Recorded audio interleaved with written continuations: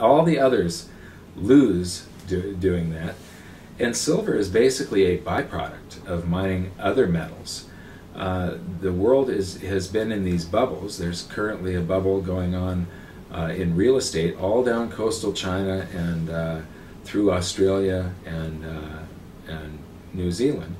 If people go to my website and click on the video called "The Next Dubai," you can clearly, this was shot in Singapore. You can clearly see that there's this immense bubble going on, and I know that that all bubbles pop, and as these bubbles pop, you're going to see governments around the world respond, central banks, by printing a whole bunch of currency to try and keep the economies propped up. One of the things that a lot of people are saying capitalism is failing, that the free markets don't work. And really what's happening here is we don't have free markets, because half of every transaction that's made in the markets involves currency.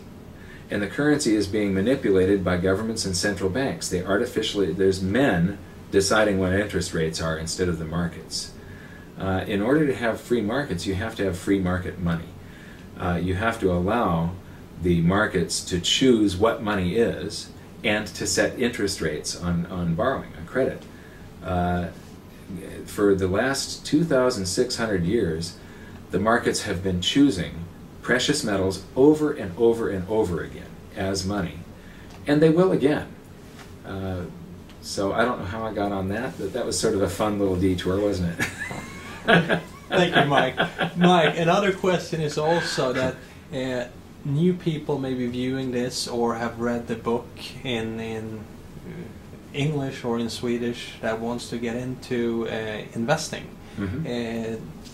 They're thinking about, is it going to be gold or is it going to be silver? Do you have your own strategy, or do you have any advice more than just reading the book and educating yourself? Well, I do suggest getting the book first, because there's a whole bunch of things to watch out for. I mean, this is a time when a lot of crooks come out and try and take people's money.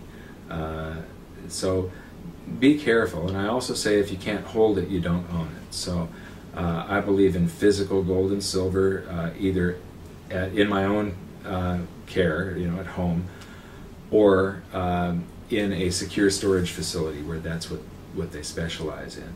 But I would definitely suggest reading the book before making a purchase. And what was the question again? Silver versus gold. I was taking my currency, the money I make every month, and whenever I have any excess cash, I take 90% of it and I buy silver, and 10% I buy gold, because I do absolutely believe that silver will outperform gold.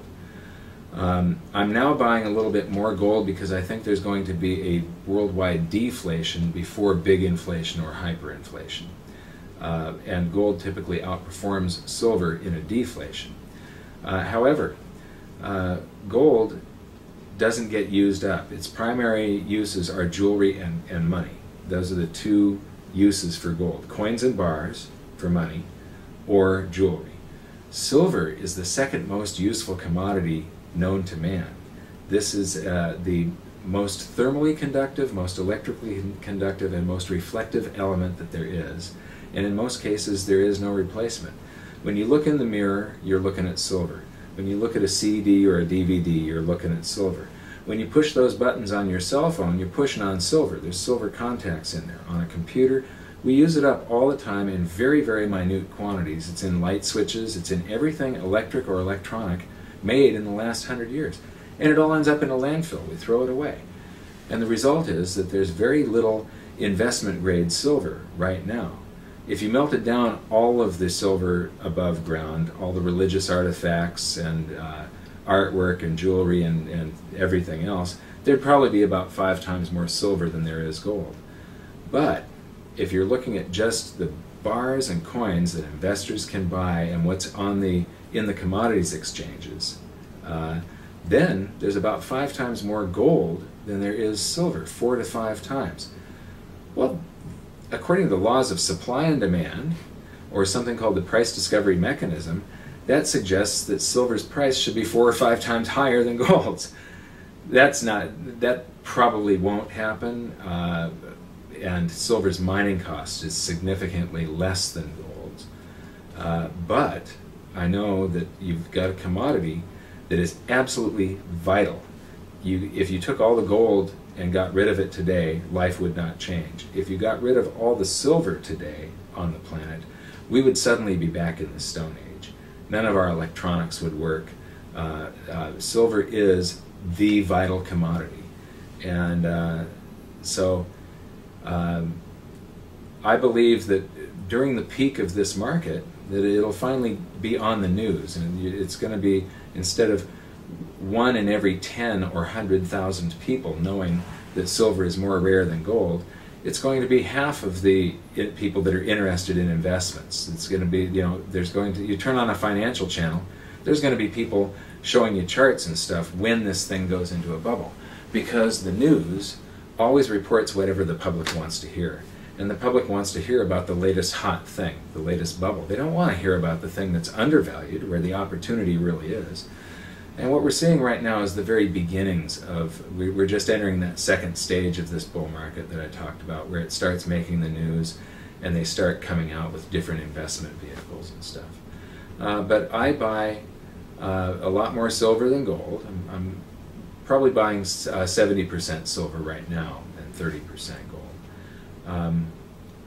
Because I pretty much know that silver right now is selling at about 1/65th of gold's price, and historically for the first 2,000 years that gold and silver were money, it sold on the average for about 1/12th. And there have been places on the planet where silver's value was higher than gold's. So I think that you are going to see silver climb. It'll have better percentage performance than gold. So if you want more gold, you can buy silver now and ride the gains up and then convert the silver into gold when the ratio, when silver's price is like 1/20th or 1/10th, that would mean that you've outperformed, that you're getting 6 times more gold than you paid for. If it went down to a ratio of 10 to 1, that means you could buy 6 times more gold. Now, I'm not interested in gold or silver. I'm not a gold bug. I'm a cycles guy, and I absolutely believe that silver and gold will gain in how much real estate that you can buy with them, how many shares of stock, and because you can trace this throughout history. They're fundamentally undervalued still when it comes to how much of these things that you can buy. And there will come a day where they're buying too much of this stuff, and then it's time to sell your gold and silver and buy that stuff. Buy some cash flow real estate. Buy stocks or whatever. So, thank you, Mike. Thank you for creating the book and also educating us in Sweden regarding this tremendous opportunity that you told us about. And we hope to see you in Sweden someday also, explaining even more things that you talk about and educate people about. Thank you very much. Thank you.